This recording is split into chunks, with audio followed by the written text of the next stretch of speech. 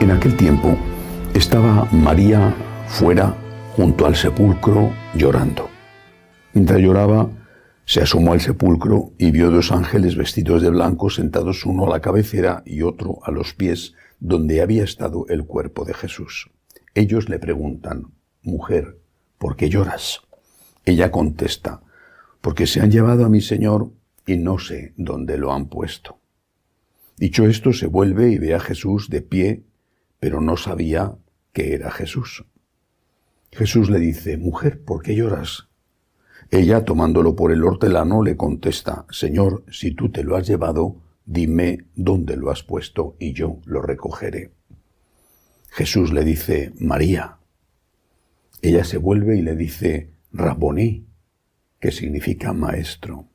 Jesús le dice: «No me retengas, que todavía no he subido al Padre, pero anda, ve a mis hermanos y diles: subo al Padre mío y Padre vuestro, al Dios mío y Dios vuestro». María la Magdalena fue y anunció a los discípulos: «He visto al Señor», y ha dicho esto. Palabra del Señor. Gloria a ti, Señor Jesús.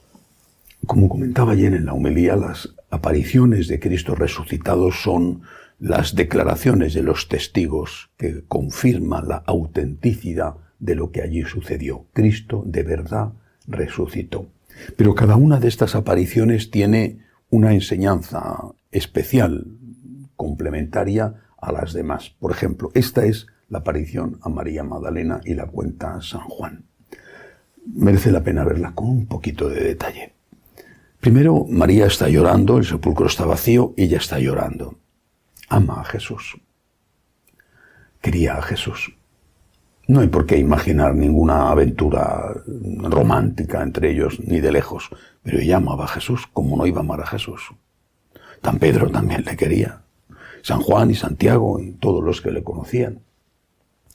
María ama a Jesús, María Magdalena, pero no tiene fe en Jesús. Si hubiera tenido fe en Jesús, sabría que el sepulcro vacío era la prueba de que había resucitado. María Magdalena en este momento es, de alguna manera, representante de todos aquellos que aman a Dios, pero no conocen a Jesús. Incluso de aquellos que aman al prójimo, que tienen un gran corazón, pero que no tienen fe. Esas personas lloran porque no han encontrado todavía aquel que da luz y sentido a su vida. No han encontrado la fe. Y Jesús se las va a manifestar. Va a manifestarse a esas personas y además lo va a hacer posiblemente como hizo con María Magdalena. María Magdalena pregunta a esos ángeles que ve allí, pero sobre todo lo importante es el encuentro de la Magdalena con el propio Cristo resucitado. Un detalle importante: no le reconoce. Es verdad que Jesús había quedado físicamente destruido, arruinado, le golpearon todas las partes de su cuerpo, bueno, pero ella, junto con otras, un día y medio antes, el viernes por la tarde, le había embalsamado y le había metido en esa misma gruta. Por lo tanto, ya le había visto destruido físicamente. En cambio, no le reconoce.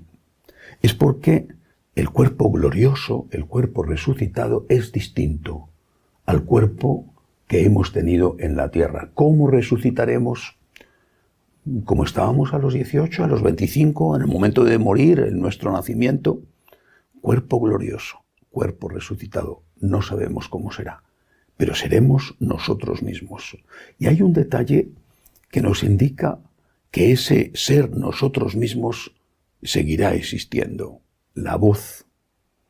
La voz es lo que menos cambia, sobre todo cuando se pasa de la adolescencia, de la niñez, a la vida adulta. En los hombres me refiero, las mujeres cambian todavía muchísimo menos. La voz no cambia, pasan los años, engordas, envejeces, y tu voz es esencialmente la misma. María Magdalena en ese momento no está mirando a Jesús, porque dice que se volvió. Cuando oyó al Señor llamarla por su nombre, María, dice que se giró, se volvió. Luego entonces, en ese momento, le había dado la espalda. Oyó su voz, reconoció su voz. No había reconocido su figura física, y lo era porque se agarró a sus pies, pero sí reconoció su voz. Esto, aparte de ser un hecho histórico, es de un profundísimo significado. Porque no solo porque nos da la certeza de que hay vida eterna, que somos nosotros mismos los que vamos a resucitar, aunque no sabemos cómo será nuestro cuerpo glorioso, sino porque, por ejemplo, en la Eucaristía tampoco reconocemos físicamente a Jesús. Lo que vemos es un pedacito de pan o unas gotas de vino. Y sin embargo Jesús nos habla. Creo que esa es una experiencia que muchos hemos hecho. No porque hayamos oído una voz con nuestros oídos, sino porque hemos escuchado en nuestro interior esa voz de Jesús. La hemos escuchado sin ninguna duda. Sabíamos que era su voz que nos habla, su voz que nos dice tantas cosas, su voz que nos consuela, su voz que nos reprocha, su voz que nos anima, su voz. Jesús había dicho, mis ovejas me conocen, oyen mi voz y saben distinguir mi voz de la voz de los malos pastores.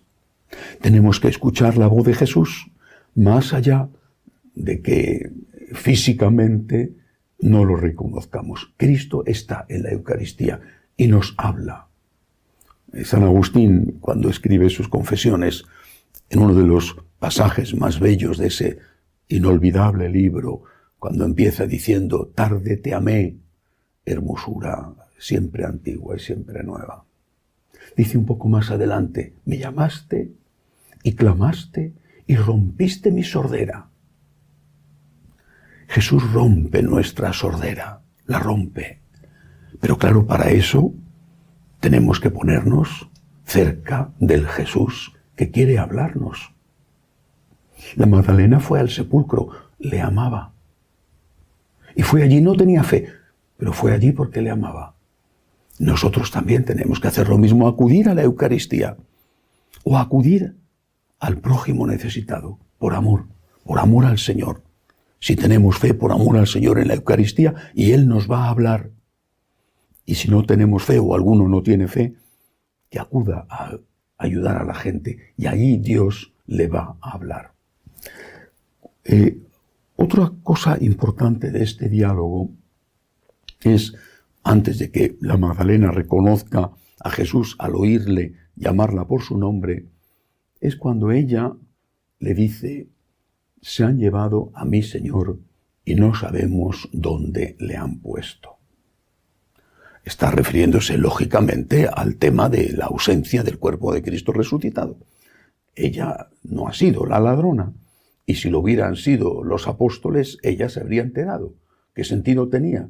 Si han robado los propios apóstoles el cuerpo de Jesús, ¿qué sentido tendría ir allí a terminar el embalsamamiento que habían empezado y habían hecho a toda prisa el viernes por la tarde? Pero eso también es un símbolo. Se han llevado al Señor y no sabemos dónde lo han puesto. Por desgracia, es lo que experimenta mucha gente hoy. Se han llevado al Señor. Estoy confundido. No sé dónde lo han puesto. No sé qué está pasando en la iglesia. Muchos dicen que no entienden lo que dicen los sacerdotes, que no les toca el corazón, que a veces oyen o ven cosas contrarias a lo que les han enseñado toda la vida y se sienten confundidos y se van a las sectas, por ejemplo. Tantos se van a las sectas, tantos. Y no solo en Latinoamérica, también en África, tantos. Encuentran en las sectas al Señor, les hablan de Dios, les hablan de Jesús. Mientras que en la iglesia son muchos los que hablan de otra cosa. Escribía una señora hace 2 días comentando el trabajo que hemos hecho durante la Semana Santa, con las homilías, con el sermón de las 7 palabras, con tantas cosas.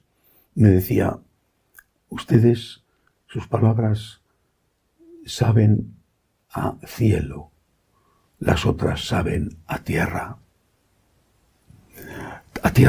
a barro. Se han llevado al Señor y no sabemos dónde le han puesto. ¿Qué hay que hacer? Pues buscar al Señor. Buscar al Señor para que sea el Señor el que te hable al corazón. No marcharte de la iglesia, sino buscar al Señor donde sabemos que está, en la Eucaristía. O en la voz de los pastores que hablan según el corazón de Jesús. Deja que Jesús te hable. Acércate a la Eucaristía. Acércate al prójimo necesitado. Deja que Jesús te hable. Porque Él sigue vivo. Ha resucitado, sigue vivo. Está en medio de nosotros. Y no permitas que te cieguen la mirada los que te echan tierra en los ojos. El Señor está esperando para decirte que te quiere y que te necesita. Está vivo y es nuestra esperanza. Que así sea.